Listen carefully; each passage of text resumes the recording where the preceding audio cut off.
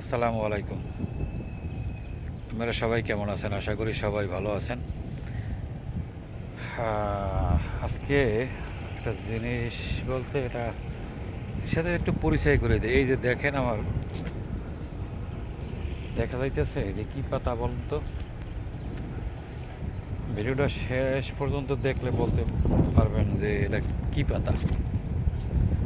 এই যে দেখেন হয়ে রয়েছে, কত সুন্দর দেখেন তো, কত সুন্দর হয়ে রয়েছে বৃষ্টির মধ্যেও। তারপর একটু ভিডিও করে নিলাম আর কি, আপনাকে শুধু দেখানোর জন্য।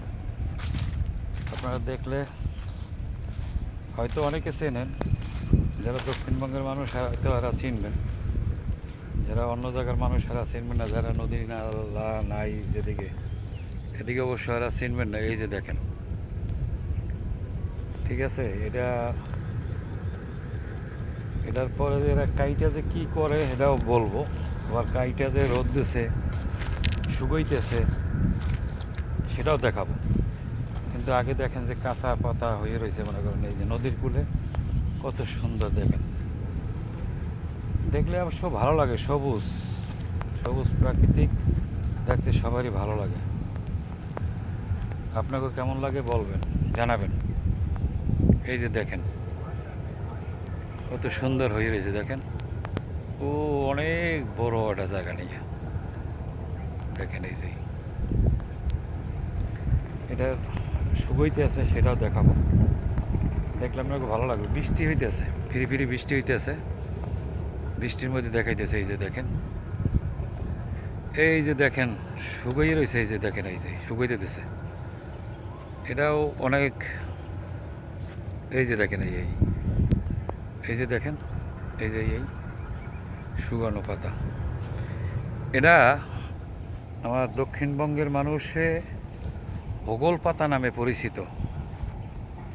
এটায় এটার কিন্তু একটা ফল হয়, এটা এই সিজনই হবে।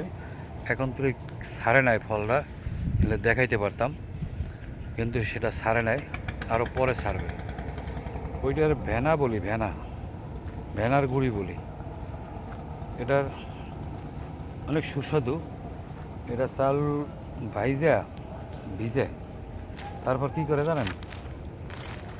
তারপরে মনে করেন মিটা দিয়া, তারপরে এটা ভাতের মতো সেদ্ধ করে, তারপরে এই গুঁড়িটা দেয়। এই যে ওগল পাতা দেন শুকিয়ে দিতেছে, দেখছেন? বলছি না যে এই দেশে এটি ধরেন বেড়া বান্ধা যায়। তারপর হলো আপনার ওগল বলতে বিছনা যে তৈরি করি, যেটাকে বলি আমরা হোগলা পাতা বলে আর কি।